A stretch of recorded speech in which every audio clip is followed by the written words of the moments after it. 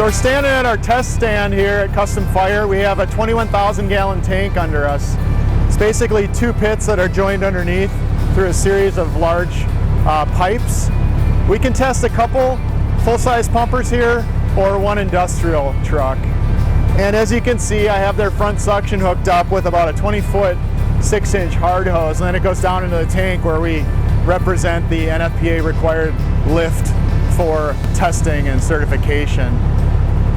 So what we're going to do next is we'll move to the pump panel, and then I'll talk about the primer and the intake arrangement that we have on this truck, and we'll get flowing some water here.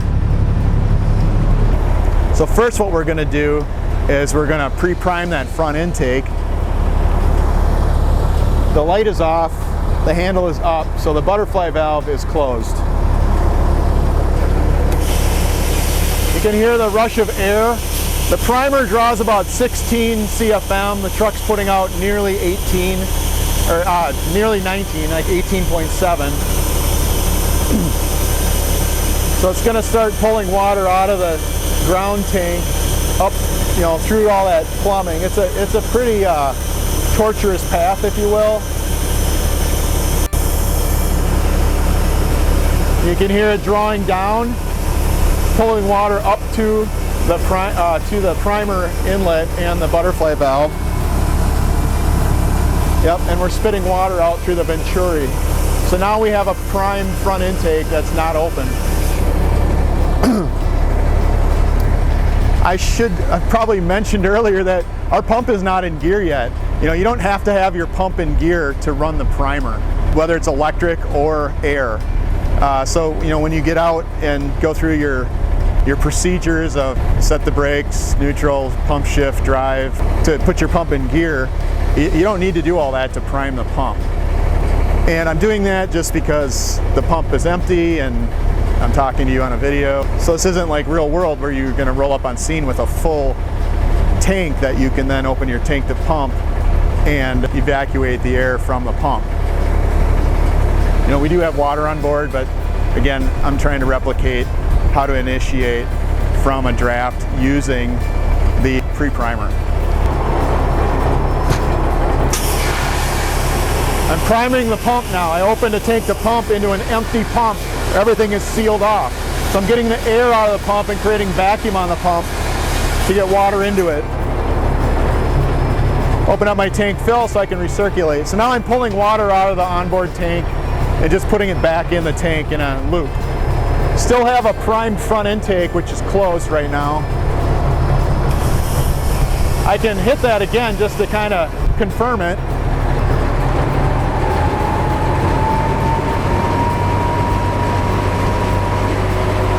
So I've elevated the pressure. I'm in pressure mode. That's what you want to operate in. You really don't want to use RPM mode. It doesn't have any pressure protection for the hose lines. And we're at 69 PSI. 100 is considered the max for just blowing water into your onboard poly tank. So now we're on the tank to pump, and we can kind of just pretend that we're running out of water, and I can open up that front intake. I have the primer in auto mode so that it kicks in case we do get some disruptions in the line.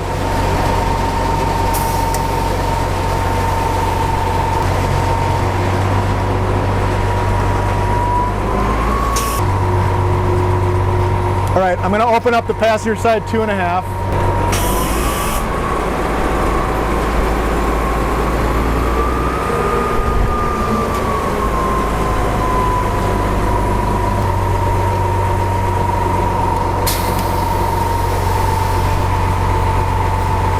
So what I did there is I just opened my tank to pump, closed my front intake. So I'm putting water mostly back into our test pit because I have a 2.5 on the passenger side open. I can replenish.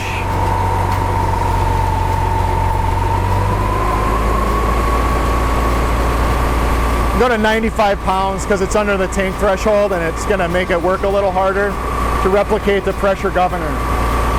It's being told to hold 95.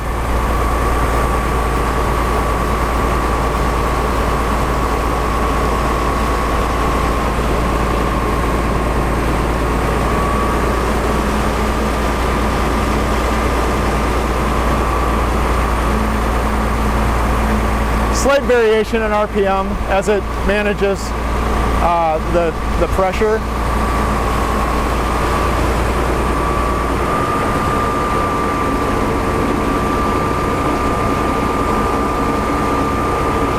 More significant increase because we're really doing a large volume. The whole point is to maintain pressure at the open discharge by controlling engine RPM. So we're going to drain the tank down.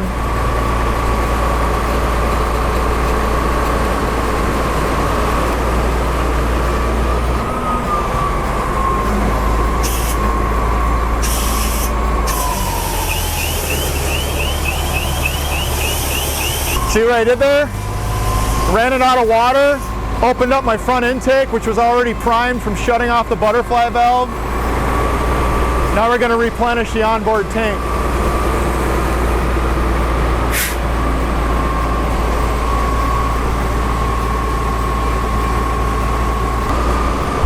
Now right now we're just flowing water into the tank and pulling it out through the front suction.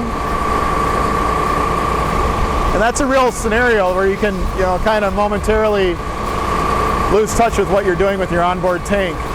And what you saw is I opened that pre-primed front intake and the automatic primer kicked on to prime the pump, and we're back in business.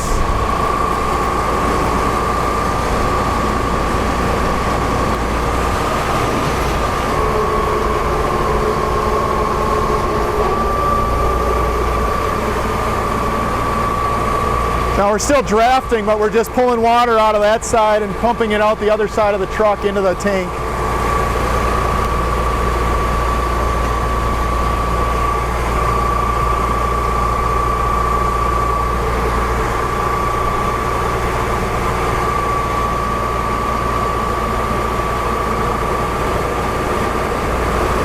I have a good amount of water on board now, so I could shut off my front intake and go back to my tank to pump, just to demonstrate what happens with the compound gauge.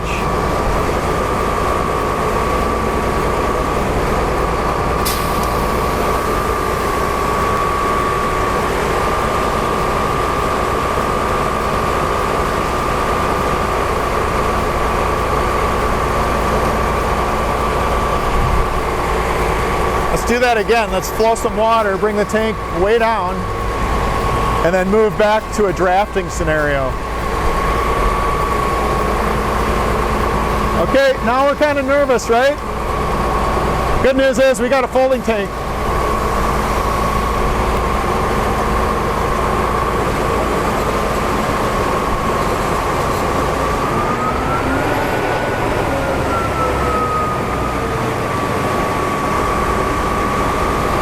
Not bad.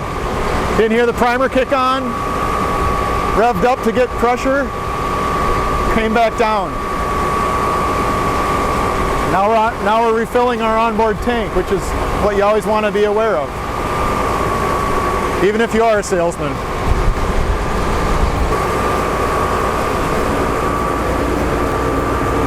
So sometimes, when you bring your tank empty and you blast a bunch of water into it like we're doing, you can create some disruption in that tank, right? Because you're just blasting water around inside and it's trying to suck it. This tank has a lowered sump in it. It's pulling water from it's a 4-inch deep sump, so it's lower than anything else in the tank. So that definitely helps fend off that cavitation from recirculation.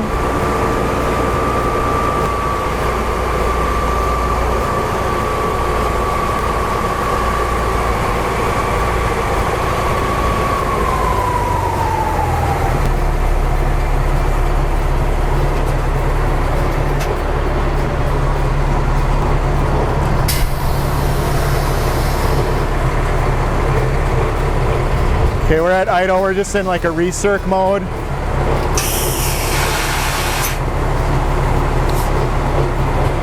At idle, you can also use your pump cooling line. It's a 3/8 inch loop that just moves enough water through that fire pump to keep it from overheating. If you're like, sitting on scene in the winter or at a, a car wreck, you want to have a charged line or something like that. The heat exchanger might not do much right now. We're only at 183 degrees. But the heat exchanger is going to take pump water and engine coolant, run them through a cross-flow heat exchanger to cool the engine coolant.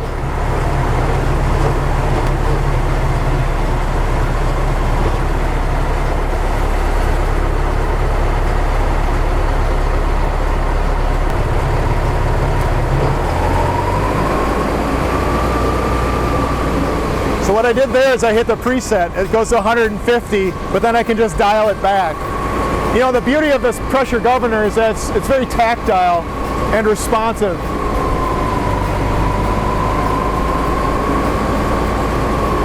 Tells you where you're going before you get there. With the ones with the arrows, they tend to, you know, run away from you sometimes.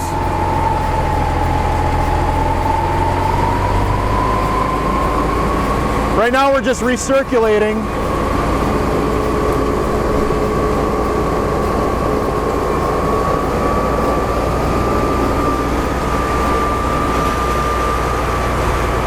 I opened a 2.5 and closing the tank fill. So far we're only on the tank to pump. This is a 750 tank, all right? So, you know, you get down to a quarter, it's less than 1,000 gallon tank, right? So we're gonna start thinking about water supply.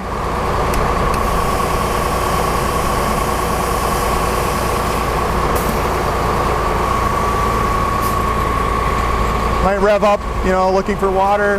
Pressure governor might kick on, or the primer.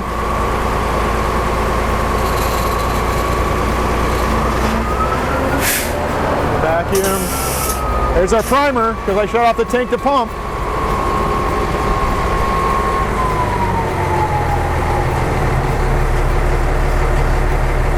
There we go.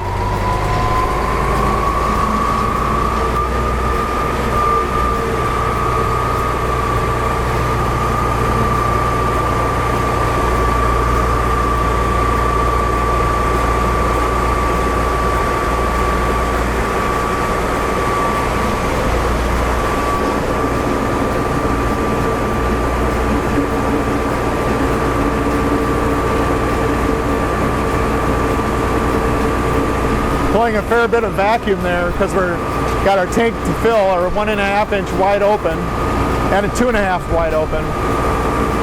Tank to pump is good for about 750 gallons a minute with the water. It's 3.5 inch valve. If you're on like a 3 inch, it's probably 30% less, around 500 gallons a minute.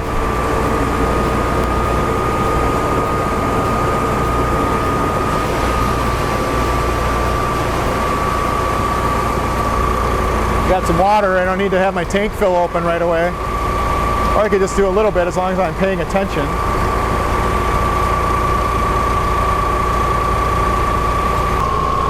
Still on draft. Tank fill's open. So basically we're just pulling water out of the folding tank into our onboard tank. But if I whip this open, which you don't really want to do it this way, be a little more gradual.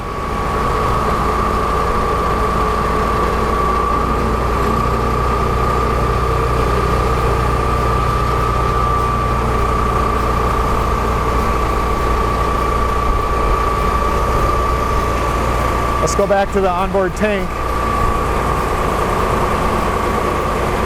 See how that drops? It's not working as hard.